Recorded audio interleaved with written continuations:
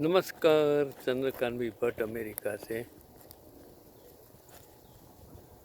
बहुत ठंड है, भिंडी है, फिर भी मैंने सोचा आपके लिए कुछ न कुछ अच्छा वीडियो बनाकर भेज दूं।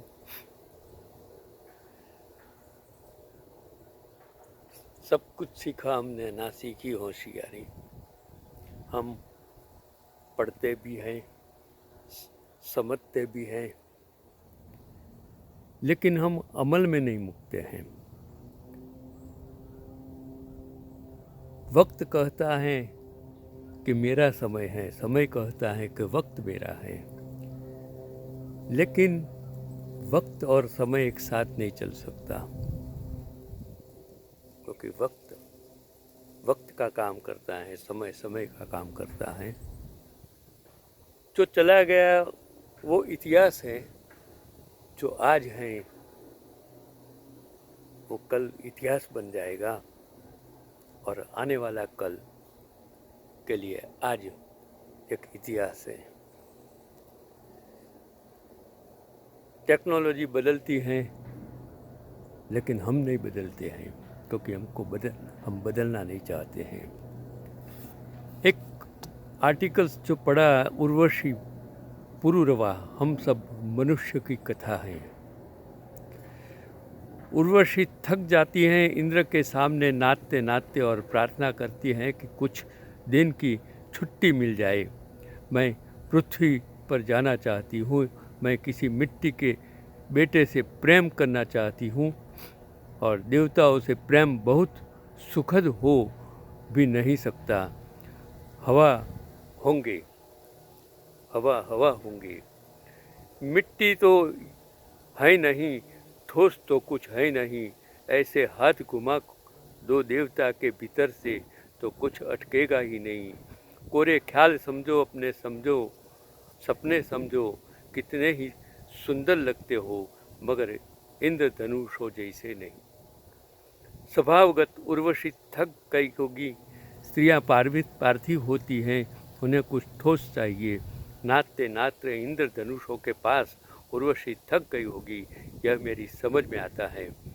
उर्वशी ने कहा कि मुझे जाने दो, मुझे कुछ दिन पृथ्वी पर जाने दो। मैं पृथ्वी की सौंधी सुगंध लेना चाहती हूँ, मैं पृथ्वी पर खिलने वाले गुलाब और चंपा के फूलों को देखना चाहती हूँ। फिर से एक बार मैं पृथ्वी के किसी बेटे को प्रेम करना चाहती हूँ।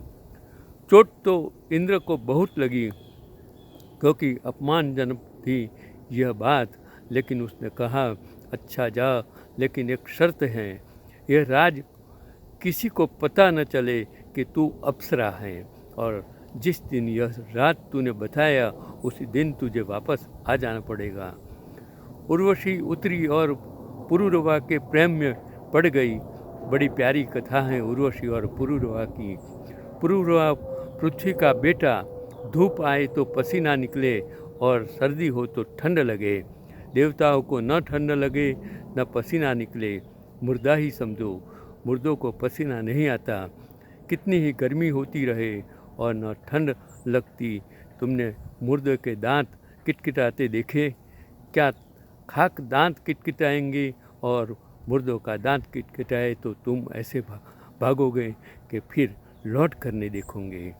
पुरुरवा के प्रेम में वह पड़ गई। ऐसी सुंदर सी उर्वशी की पुरुरवा को स्वभावत जिज्ञासा होती थी। जिज्ञासा मनुष्य का गुण है कि पुरुरवा उससे बार बार पूछता था, तू कौन है? हे अप्सरा जैसी दिखाई पड़ने वाली उर्वशी, तू कौन है?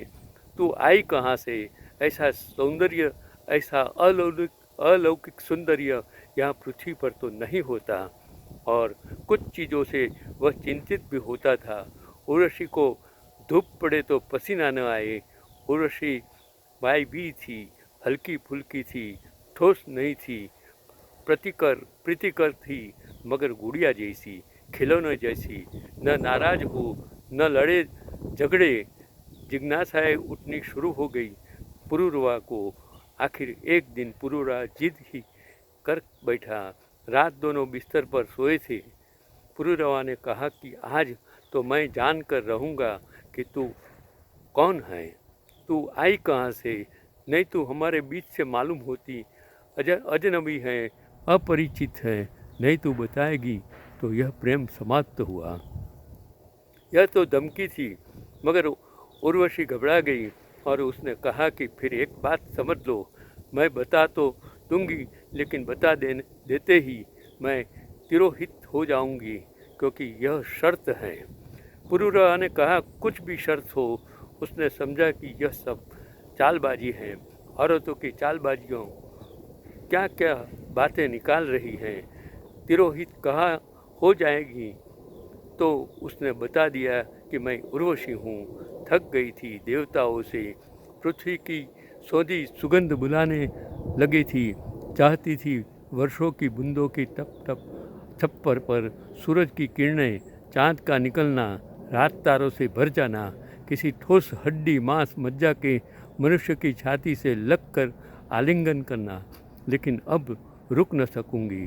पुरूरवा उस रात सोया, लेकिन उर्वशी की साड़ी को पकड़े रात नींद में भी। सुबह जब उठा तो साड़ी ही हाथ में थी, उर्वशी जा चुकी थी। तब वे कहते हैं कि पुरूरवा घूमता रहता है, भटकता रहता है, पूछता फिरता है कि उर्वशी कहाँ है, खोज रहा है। शायद यह हम सब मनुष्यों की कथा है।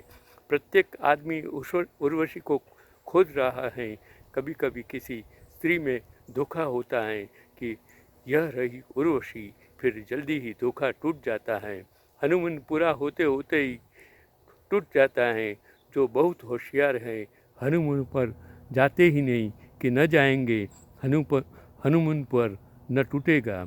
प्रत्येक व्यक्ति उर्वशी को खोज रहा है। उर्वशी शब्द भी बड़ा प्यारा है। हृदय में बसी उर्वशी, कहीं कोई हृदय में एक प्रतिमा छिपी हुई है जिसकी तलाश चल रही है। मनोवैज्ञानिक कहते हैं कि प्रत्येक व्यक्ति के भीतर स्त्री की एक प्रतिमा है और प्रत्येक स्त्री के भीतर पुरुष की एक प्रतिमा है जिसको वह तलाश रही है। मिलती नहीं है प्रतिमा, कहीं कभी कभी झलक मिलती है कि हाँ यह स्त्री लगती है उस प्रतिमा जैसी, बस लेकिन जल्दी ही पता चल जाता है कि बहुत फासला है। कभी कोई पुरुष लगता है उस जैसा, फिर जल्दी ही पता चल जाता है कि बहुत फासला है और तभी दूरियां शुरू हो जाती हैं। पास आते आते आते सब दूर हो जाता है। यही जो लिखने वाला था वो ओशो है कि जो उसने प्रवचन दिया था, तो उस प्रवचन का अंश मैंने आपको समझाया कि हमारे जीवन में यही होता है कि हम हर इंसान, पुरुष हो या स्त्री हो, स्त्री पुरुष को ढूंढता है, पुरुष स्त्री को ढूंढता है, और हम कभी अपने आप को संतोष नहीं दे सकते हैं। हम ढूंढते ढूंढते ढूंढते हमको यही लगता है कि जो मुझे मिला है उससे बहुत कुछ अच्छा है। हम कभी कहते हैं कि जो खाना दूसरे की टेबल पर पड़ा है, दूसरे की थाली में पड़ा है, वो खाना अच्छा है, और अपनी थाली में पड़ा खाना हमको अच्छा कभी नहीं लगता है। लेकिन जब वो खाना हम खाने जाते हैं तब हमें पता चलता है कि हमारी थाली में पड़ा खाना वो दुनिया का सबसे श्रेष्ठ खाना है। हम हर स्त्री में एक स्त्री को ढूंढते हैं, एक रूप को ढूंढते हैं, एक सौंदर्य को ढूंढते हैं, लेकिन जब वो सौंदर्य को हमारे साथ आ जाता है तब हमें पता चलता है कि वो सौंदर्य में एक दिन वृद्धत्व है, और वो वृद्धत्व का चेहरा जब हमारे सामने आ जाएगा तब हमें पता चलेगा कि हम जिस रूप के पीछे चले थे वो रूप नहीं था, वो एक आभास था, एक प्रतिमा थी जिसके पीछे हम भाग रहे थे। रूप तो हमारे शरीर में नहीं, रूप तो हमारे दिमाग में, हमारी सोच में पड़ा है। हर चीज़ सुंदर है, लेकिन हमें सुंदरता का कोई ख्याल नहीं है। पृथ्वी पर ईश्वर ने बनाई हर चीज़ में सुंदरता है। वो सुंदरता हर एक के लिए अलग अलग है, वो हमारी सोच है। हर इंसान, हर पुरुष की सोच अलग अलग होती है। हम कहते हैं कि ये इंसान अच्छा है या बुरा है, वो हम नहीं कहते हैं, वो ईश्वर ने जो उस कर्म करने के लिए उसको बनाया गया है, उसको भेजा गया है, और वो कर्म करते ही जाने वाला है। इसलिए आप ये मत सोचो कि ये दुनिया मैंने बनाई है, ये देश मैंने बनाया है, ये समाज मैंने बनाया है, ये कुटुंब मैंने मेरी वजह से है। ये आपकी गलतफहमी है। आप जो भी हैं, आपको कुछ पता नहीं है कि आप कहाँ से आए, कहाँ जाने वाले हैं। आपके माँ बाप कौन थे, कहाँ से आए थे और कहाँ गए, वो आप कभी भी ढूंढ पाने वाले नहीं हैं, क्योंकि विज्ञान भी उसको आज तक ढूंढ नहीं पाया है। इसके लिए आप जो भी है, आपके पास जो भी है, वो सब कुछ जब तक आप में श्वास है तब तक है।